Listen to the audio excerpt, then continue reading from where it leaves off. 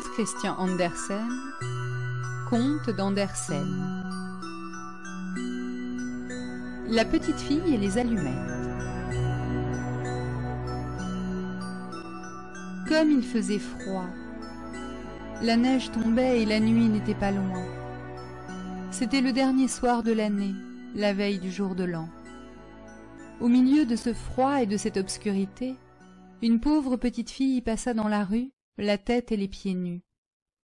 Elle avait, il est vrai, des pantoufles en quittant la maison, mais elles ne lui avaient pas servi longtemps.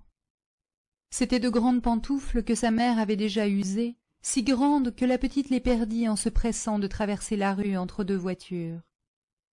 L'une fut réellement perdue. Quant à l'autre, un gamin l'emporta avec l'intention d'en faire un berceau pour son petit enfant, quand le ciel lui en donnerait un. La petite fille cheminait avec ses petits pieds nus, qui étaient rouges et bleus de froid. Elle avait dans son vieux tablier une grande quantité d'allumettes, et elle portait à la main un paquet. C'était pour elle une mauvaise journée, pas d'acheteur, donc pas le moindre sou. Elle avait bien faim et bien froid, bien misérable mine. Pauvre petite, les flocons de neige tombaient dans ses longs cheveux blonds, si gentiment bouclés autour de son cou. Mais songeait-elle seulement à ses cheveux bouclés? Les lumières brillaient aux fenêtres, le fumet des rôtis s'exhalait dans la rue, c'était la veille du jour de l'an. Voilà à quoi elle songeait. Elle s'assit et s'affaissa sur elle-même dans un coin, entre deux maisons. Le froid la saisit de plus en plus, mais elle n'osait pas retourner chez elle. Elle rapportait ses allumettes, et pas la plus petite pièce de monnaie. Son père la battrait, et du reste, chez elle, est-ce qu'il ne faisait pas froid aussi? Il logeait sous le toit, et le vent soufflait au travers, quoique les plus grandes fentes eussent été bouchées avec de la paille et des chiffons. Ses petites mains étaient presque mortes de froid. Hélas, qu'une petite allumette leur ferait du bien. Si elle osait en tirer une seule du paquet, la frotter sur le mur et réchauffer ses doigts. Elle en tira une. Ritch!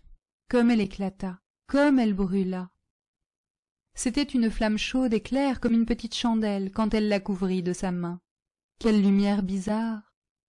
Il semblait à la petite fille qu'elle était assise devant un grand poêle de fer, orné de boules et surmonté d'un couvercle en cuivre luisant.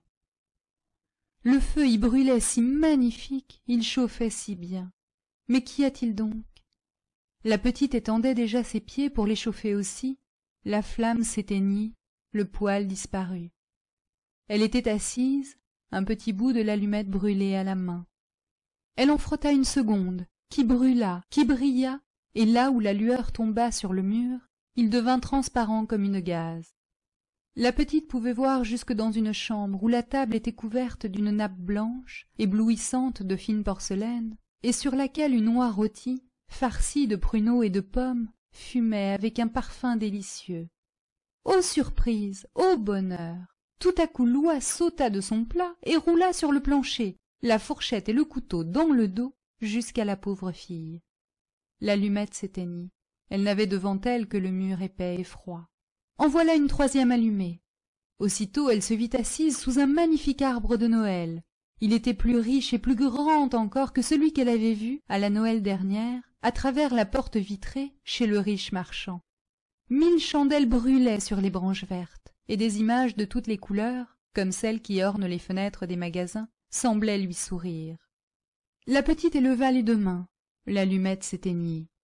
Toutes les chandelles de Noël montaient, montaient, et elle s'aperçut alors que ce n'étaient que les étoiles. Une d'elles tomba et traça une longue raie de feu dans le ciel. « C'est quelqu'un qui meurt, » se dit la petite, car sa vieille grand-mère, qui seule avait été bonne pour elle, mais qui n'était plus, lui répétait souvent « Lorsqu'une étoile tombe, c'est qu'une âme monte à Dieu. » Elle frotta encore une allumette sur le mur. Il se fit une grande lumière au milieu de laquelle était la grand-mère debout, avec un air si doux, si radieux.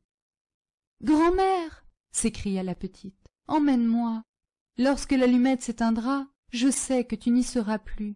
Tu disparaîtras comme le poêle de fer, comme l'oie rôtie, comme le bel arbre de Noël. » Elle frotta promptement le reste du paquet, car elle tenait à garder sa grand-mère, et les allumettes répandirent un éclat plus vif que celui du jour.